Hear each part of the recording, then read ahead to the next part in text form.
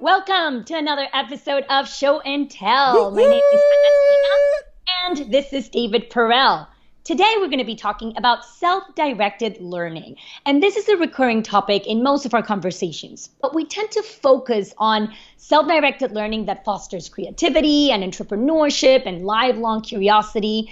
But some people have started to ask us, well, what about core competencies, right? Such as learning how to read and how to write in math. So through self-directed learning. So we're going to be talking a little bit about those today, in addition to the overall idea of self-directed learning. But before, David, for show and tell, what did you bring today? Ah! I brought a book. It's a really heavy book. Okay, this is the Jeppesen Flight Manual, Private Pilot Manual. And I used to spend hours reading this thing on my own, learning all about all the different things you needed to know to be a pilot when I was flying airplanes when I was younger. And so it has all the stuff in here about physics. And it was always funny because there were all of these classes that you could go to, but I never did the classes because I was too young to do the classes because I was flying at such a young age. And basically what happened was I had found this program called Young Eagles where you could go fly for free.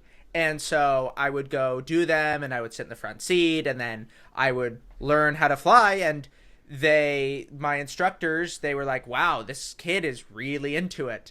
And so I bought this book and I just read it and read it and read it. And I spent hours with this thing growing up. I love that. I actually find it so interesting that one of your hobbies or one of your big passions is flying. Like, that's fascinating to me. And I bet that through, learning this on your own, you actually learned a bunch of other skills, right? Not just how to fly. Like, there are a lot of things that are involved in flying, like in math and reading and writing and different things that you were probably learning as you were learning this on your own. So that's such a good example. I love it. What's yours? So, as always, I need to give a little context before I show my always a backstory with you. I thought about it. I'm like, today I'm not going to give a backstory. And I'm like, I have to give a backstory. So, for those of you that don't know, I've been, at the beach in Panama since March 13. I came for a weekend for 3 days, and then I was supposed to go back on Monday to pick up David at the airport. He was coming to visit. That's right. I was going to come visit you. Then suddenly airports in Panama shut down. And since then, we've been in full quarantine, still here. So I haven't been able to leave the beach in so long, right? So I've been trying to survive with the things that I have here. And different friends have been able to come, with time in this past 4 months and bring me different things. But I was thinking today, since we're talking about self-directed education and self-directed learning, what would happen if right now I had kids? Because I don't have kids right now. But let's say that I did. I had kids. What would they be doing? What would they be using in order to learn? And I'm often thinking like, oh, I don't have clothes here right now, or I need the dishwasher soap, and so many things that I'm lacking because I'm here at the beach. But when I thought about what my kids would be using to learn, I was just pulling things from everywhere, and I had my hands full. I had to ask my husband to help me bring all the items here for show and tell, because I just found so many things that my kids could be using right now to learn. So I'm just going to show a few. And by the way, this is exactly why teachers limit show and tell to 2 kids per day. It's usually 1 or 2 kids because you get kids like me who bring 40 different items and just want to talk. So anyway, one of the things that I saw, I have a bunch of games downstairs, but I saw Scrabble. And Scrabble, of course, you guys that have played, it has all the letters and you start forming words and different patterns. And this is actually a great way to start introducing the, written language to kids through a game, through something that they're engaged in and using letters. Then Wait, what does it say? It says gana, juega, and then what's the re? Right, because it's in Spanish. Right. So where are you reading this? Gana, juega, So win the ríe. game, ri. But what's the Ríe, ri? smile, laugh. Ríe, Oh. So that's one. Then I saw that I also had Rummy Cube. I don't know if I'm pronouncing it correctly. So very similar to Scrabble, but with numbers. So this would be also an interesting way to start showing. You've never played Rummy Cube? No. Oh my gosh. Okay, when you come, we're definitely going to play this What game. are we gonna play first? Rummy cube or righty dry? Oh, no, righty droid for sure. We can talk about that one last. I'm obsessed with that one.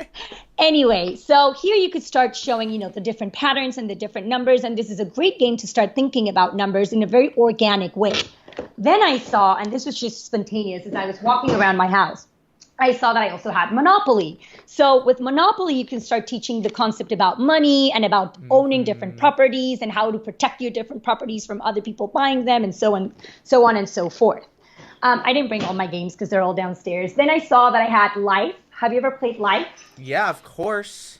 Yeah. Okay. So Love it's that again in game. Spanish. So many things that you can learn about this. Also, the traditional path to going to university and getting married and I getting a know, right? standard It's job. so funny. So, right. So we need a modern version of Life, right? Where we have like entrepreneurs doing things differently. There's But such an anyway, implicit conservatism in that game. right? So you could use that so that they unlearn what life is about, right? Anyway, then I found I have a puzzle.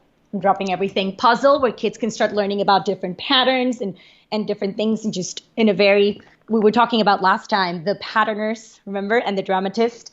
And then I found different cooking books. I found measuring tapes. I found binoculars. I found just a bunch of stuff that I was like, my kids could be learning about everything they need through just games and the items that we have in the house. So we're going to be talking about this in more detail in a bit, but I just wanted to share that because I couldn't find things for myself, but suddenly when it comes to learning, it's all around us. So that's my items for today.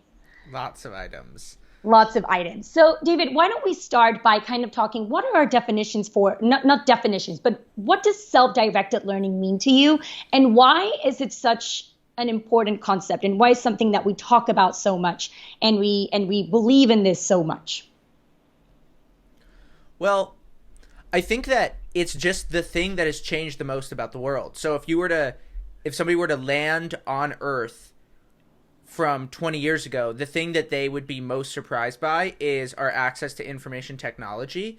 And then from the layman's perspective, life has changed so much. You're texting people all the time. You're on Twitter, Instagram, Facebook. You go on Wikipedia. You're Googling things. And the experience of what it means to be alive, so different because of these tools. The experience of being a student, the same. Literally the same. Almost nothing has changed. Writing papers, slightly easier. You can work from anywhere, I guess, in terms of writing your essays. But fundamentally, the experience of being a student, not that different. And it's very clear that whatever school ends up becoming, it will change because of these transformations in communications technology, and it just hasn't happened yet. So I think it's pretty interesting because it's so obvious that something is going to happen, but nothing has happened. And from like a business perspective, the changes might be as profound as what's happened in media in particular, and that's going to happen in education. So I'm just very interested in what is going to actually play out there. And then from the experience of the student, if you talk to teachers who are teaching college kids now, they will say, especially in like the philosophy department, the humanities department, they push back on their teachers way more than they used to, because it used to be that a teacher would say something and the kids just took it in faith because the teachers, they were aligned with what the book was saying. But now the kids can in class just Google something and they can get all these different perspectives on a certain thinker. And so the teachers are then pushing, or the kids are pushing back on the teachers more. And so you're seeing the beginning of self-education begin to happen. And it's obvious that something's going to happen, but nothing's really happened yet. So it's a bit of a head scratcher. Yeah, I think that one of the, and you kind of talked about this here, one of the main things about self-education is, getting to this understanding that education is our responsibility, right? So when a kid knows that they're responsible for their education, then they actually take upon this responsibility. And one of the things I've noticed that, it's a problem in schools is that they lead kids to believe that somebody else is responsible for their education and that all they have to do is just do what they're told. And for self-education to actually happen, kids need to be in charge, and they need that freedom to say, okay, I want to learn about this because I actually need it right now. And I want to learn about this because it's going to help me achieve this specific goal that I have in front of me right now. And that is something so different from what happens in schools. In schools, it's kind of this idea that I've talked about before where we're learning and teaching just in case, right? So teachers or kids are learning from a curriculum, all this different, let's say, math concepts, and in a sequence that doesn't really make a lot of sense, just in case they're going to need it in the future. But if you think about it, when it comes to self-education, it makes a lot more sense to learn on demand. As kids need something, then they actually figure out a way to learn or ask for help. And when I think about, this is particularly important when we're talking about the big, the 3 R's. Reading, writing, and arithmetic. They call it the 3 R's, even though they're not really starting all with R. So you have that. Those are kind of like the building blocks of education. And then you have everything else, which is, history and geography and literature and science and art and religion and everything. But when it comes to reading, writing, and math, it's actually very interesting how it depends on the things that are occurring on your day-to-day.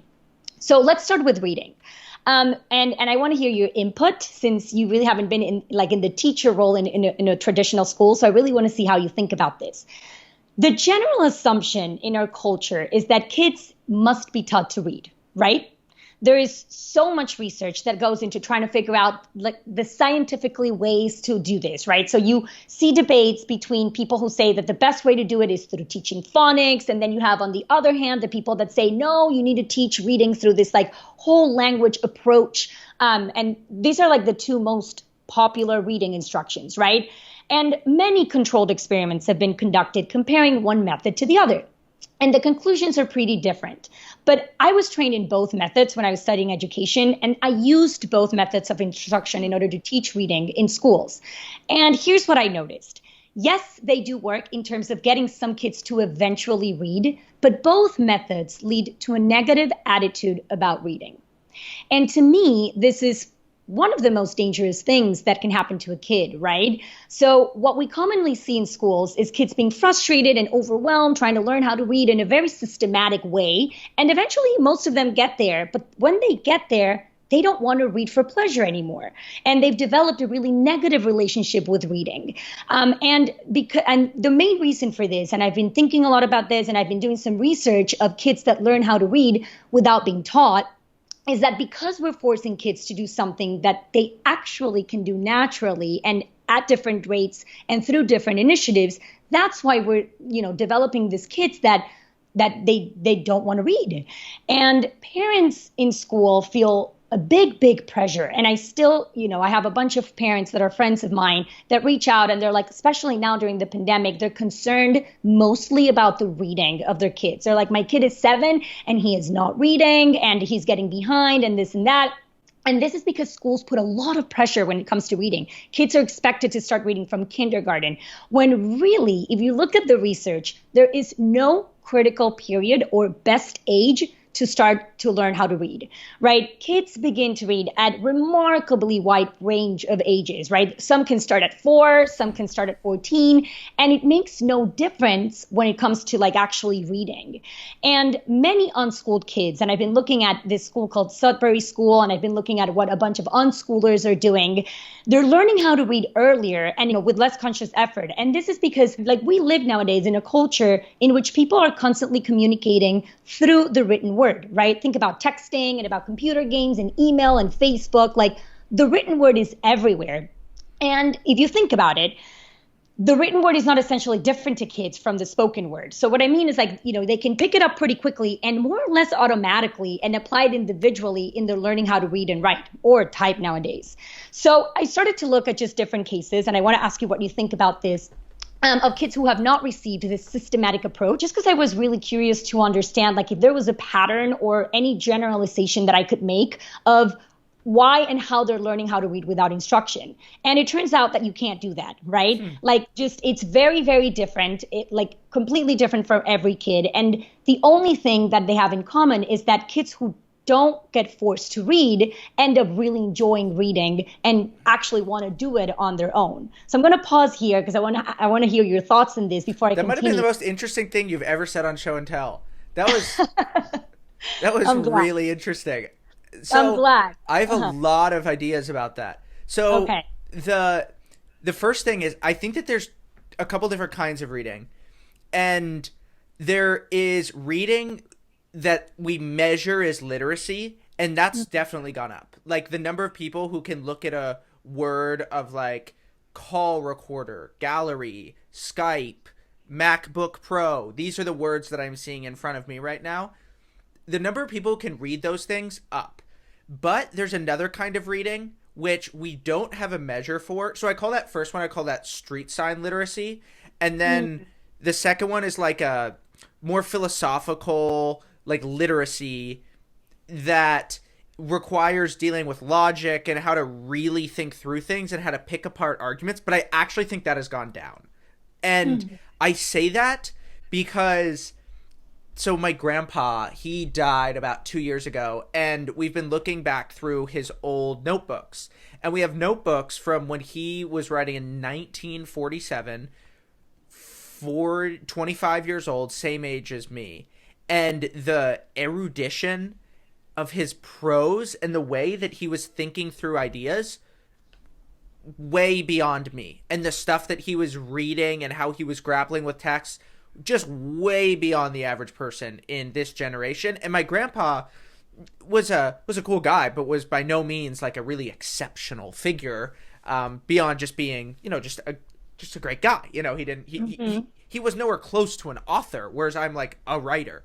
And beyond that, I think that if you were to go to 1900, I think that the average graduate from Stanford or Oxford, we'll say Oxford, was probably more educated in the classics and philosophy than a graduate today.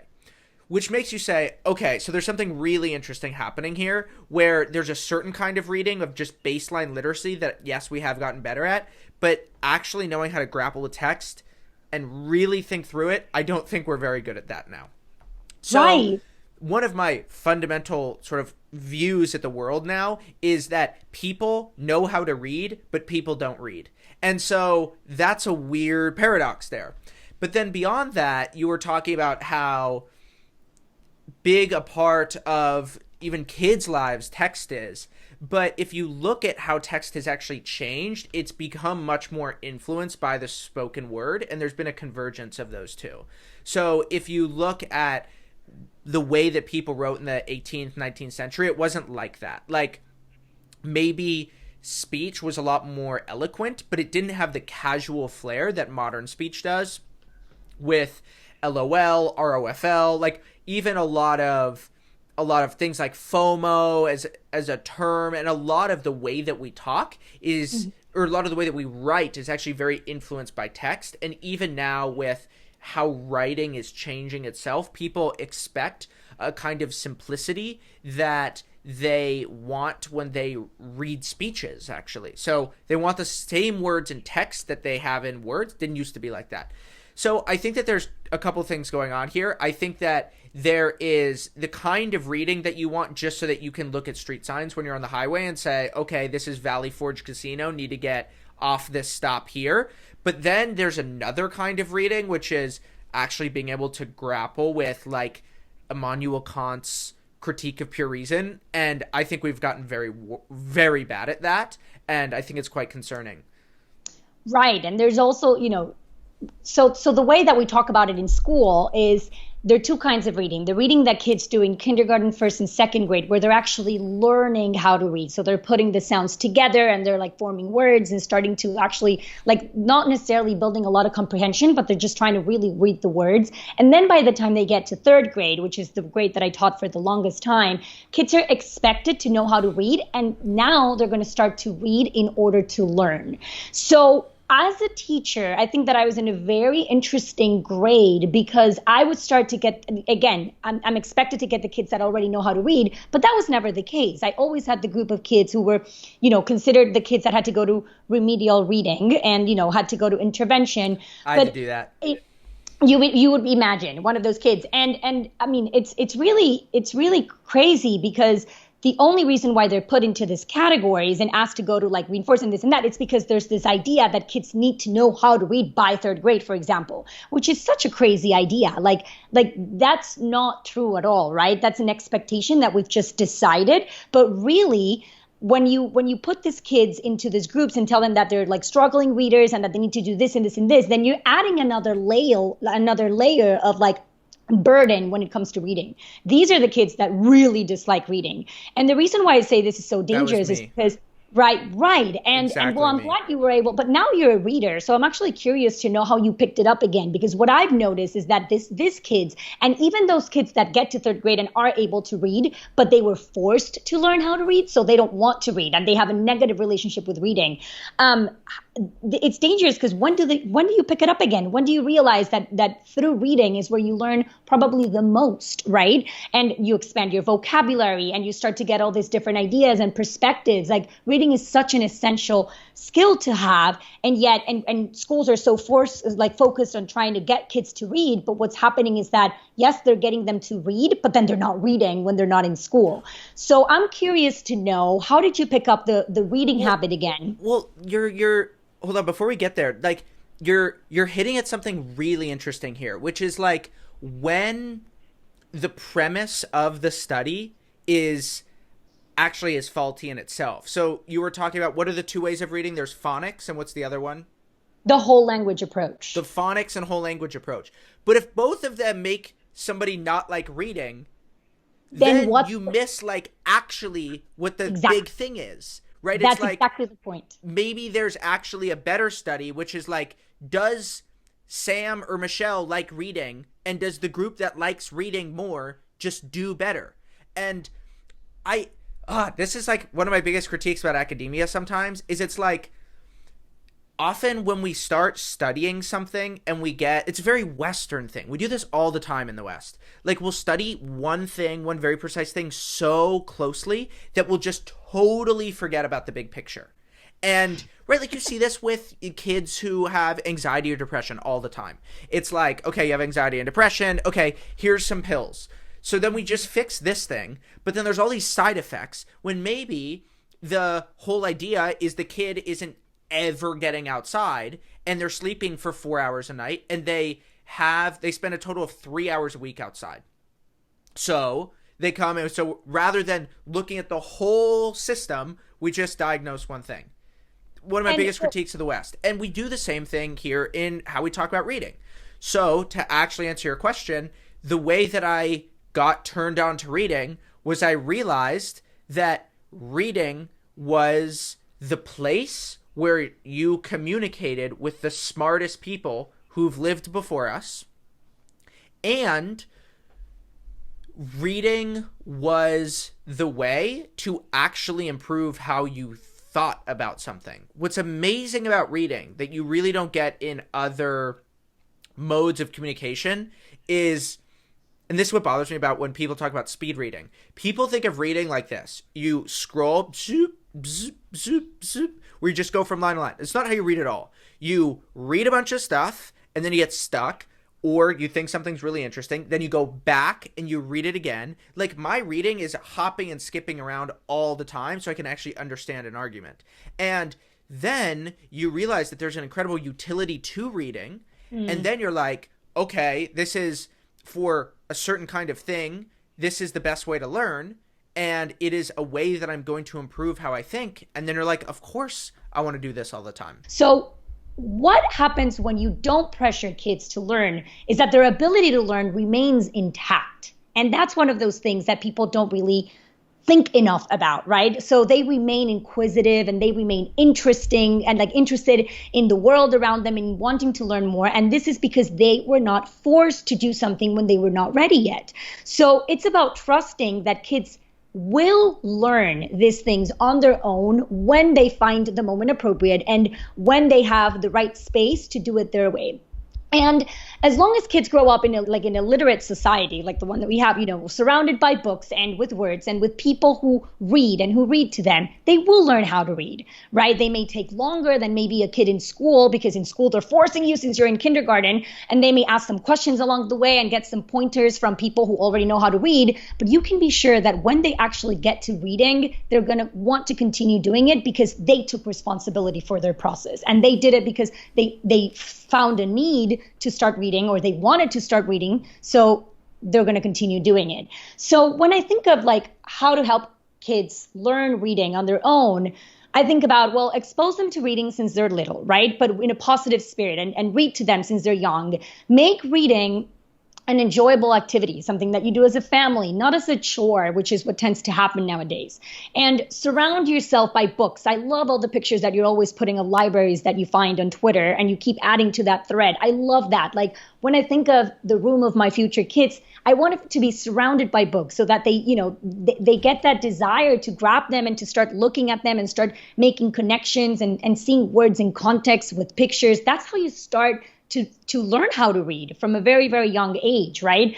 And one of the best examples that I've heard and I'm very inspired by is Naval Ravikant. And I think we've talked about this before. He's an avid reader, right? And he has one of this habit of reading that's very admirable. And he talks about how he got there because when he was little, nobody was telling him what to read. Nobody was forcing him to read. He was allowed by his teacher and his mom to just grab anything that was in front of him and start reading it. And he talks about how he started reading junk food, which is like comics and things that teachers are often like, no, don't read that. Read this instead, because that you're not getting any value from that comic or that magazine. No, that's the wrong approach. He said that you start by reading junk food because you're interested in that. And then by actually being able to read that and not having anyone telling you not to, you start to develop a love for reading. And eventually you start to find healthy foods, right? And that's when you move on to reading things that maybe add more value and knowledge and this and that. But again, it's this idea of letting them experience things freely and just get involved in reading however they want at first, and eventually they're going to start doing it. And then also this idea, I think you also wrote the other day on Twitter, like, why are kids learning like Shakespeare in third grade and being forced to read that in third grade? Like why are we having kids do that? Why don't we just have them read what normal people read, right? Using materials that are actually more relevant and more diverse and more self-selected and helpful and just more current make for better reading. I feel like that's kind of like a no-brainer, right? So I just feel like as long as it satisfies like their intellectual curiosity, it almost doesn't matter what they're reading at first and at what time they start to actually read the way they're expected to read in school.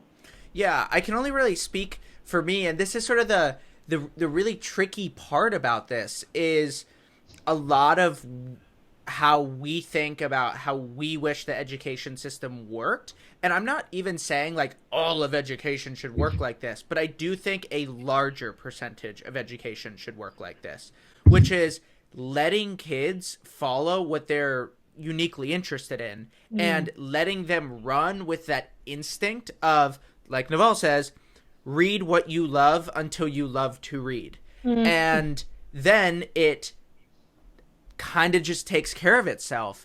But, one of the things that boys struggle with, and this contributes to part of the reason why the prescription drugs for young boys has gone up so much, is that young boys have too much energy to sit down to read, at least ones that are like me. And when I was in third grade and eighth grade, reading was not what I wanted to do. Not at all. And I basically didn't read a book for the first 20 years of my life. Didn't read a book.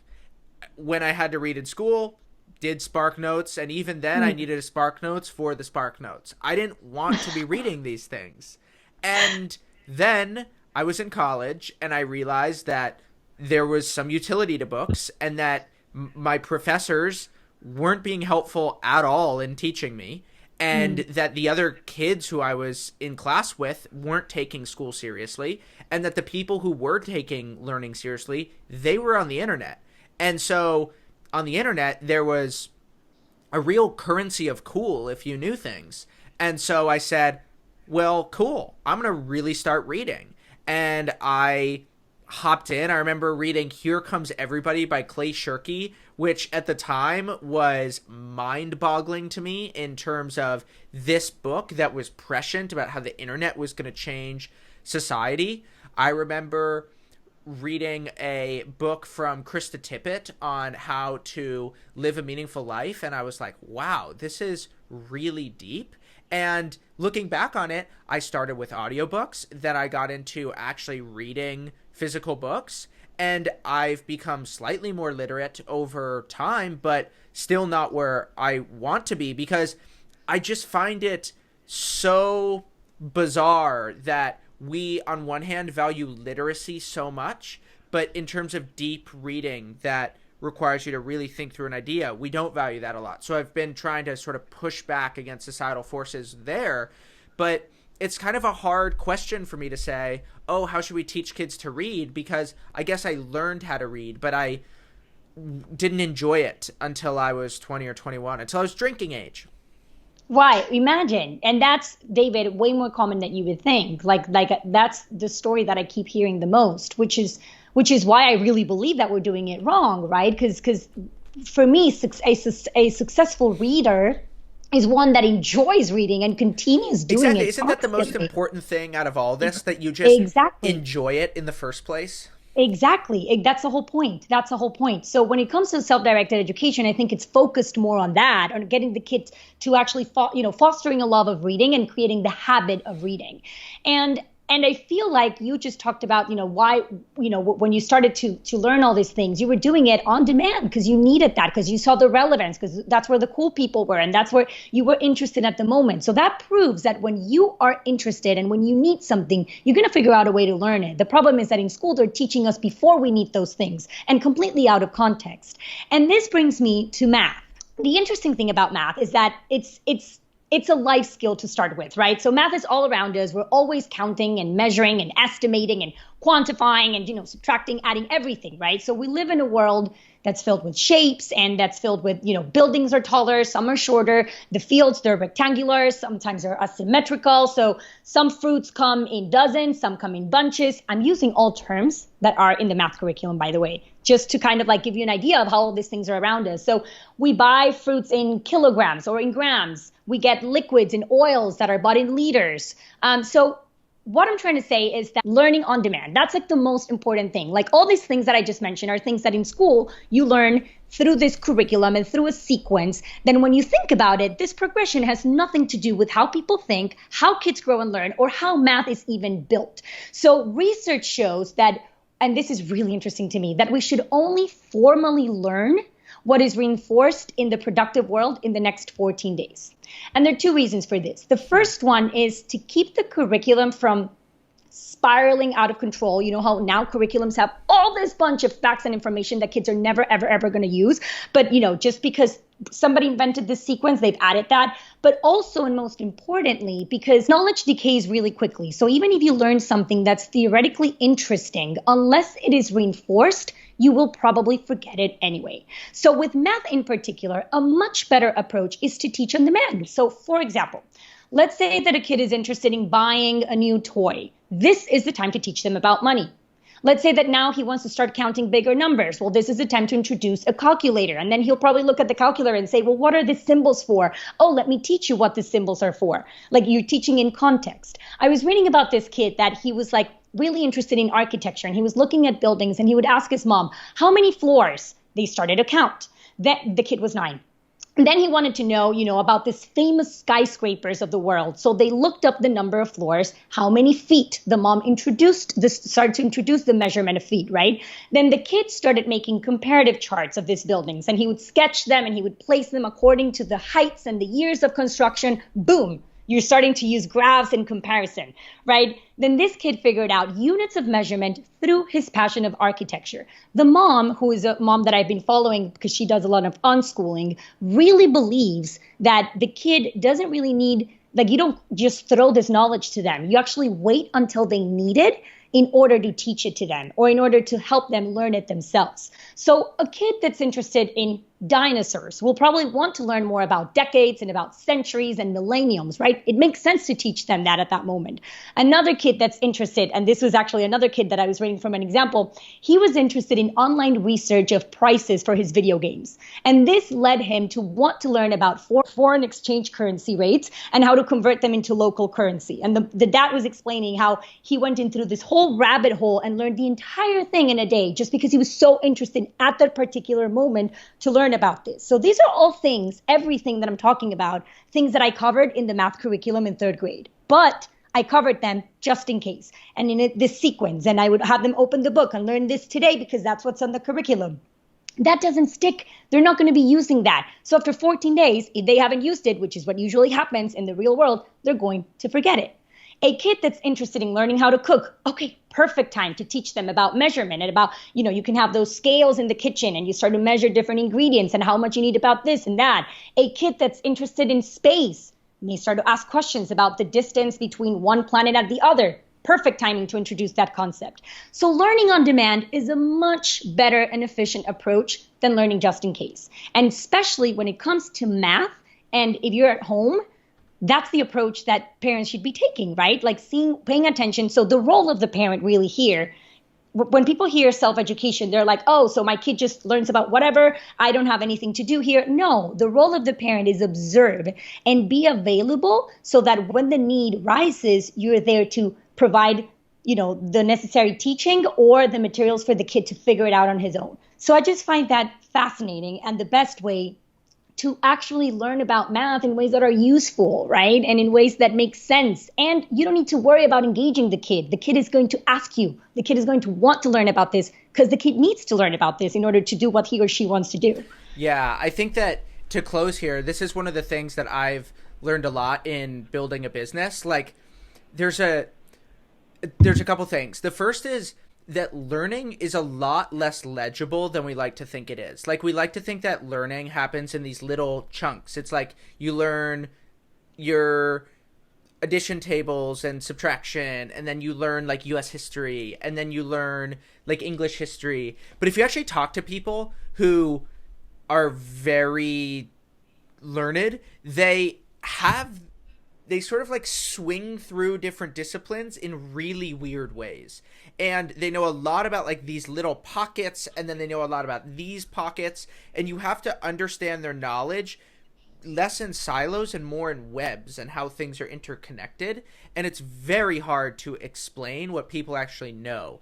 And there's aspects of learning that are in these silos, but we way overestimate how many of those are. And beyond that, there's a desperation to learning. Like just building a business, you basically come to these rivers where you have to build your own intellectual bridges to cross them. And you show up to the river and you're like, nope, not gonna be able to cross this. There's no way. But then you show up to the river and there's like fire raging from behind you where everything is gonna collapse if you don't do it. So then all of a sudden you go and you start building your own intellectual bridge, and then you save the day and you get across the river and you're all good. And then 3 months later, there's a new river that's even more extreme, and the fire comes behind you again, and you're just like, I have to learn this, otherwise it's going to be a disaster. And so the thing is, you end up learning things and you only really realize in retrospect. I had a call today. So I have no former training in education at all. I have only now just taught almost 1,000 students to know how to write. So I've just sort of figured some stuff out. Had a guy email me this morning, launching an online course. He called me. I just said stuff that I was like, yeah, these are things that I guess work well. So helpful. Thank you so much. I'm like, that was helpful. Like, I taught you anything that was helpful. Like, none of this is in a book. All this is stuff that I've just figured out through experience. I guess I learned something about online education, but I also don't feel like I really did. And so this is why I really like project-based learning in particular, because for people like me with my personality type, we need the fire to be blazing from behind us. But when we're learning out of desperation, we learn so fast. Right, and that's the best kind of learning when you don't even realize that you're learning. And to me, that's the frame that we should have around learning, right? It's something that you do because you want to, because you need to, because it suits your interests. The problem is that that has been taking out of context by placing it into a school and making it mandatory. But it's awesome. The example that you just gave, it's exactly it. Like you are one of the, biggest examples for me of self-directed learning. Like you've picked up on so many things and you've decided, since you were probably like as soon as you graduated from college until now, to learn all these different things on your own, and you don't even realize that maybe you're learning it, right? It's part of your life, and Yeah, that's what exactly. I Like think that it should be. I don't have learning time.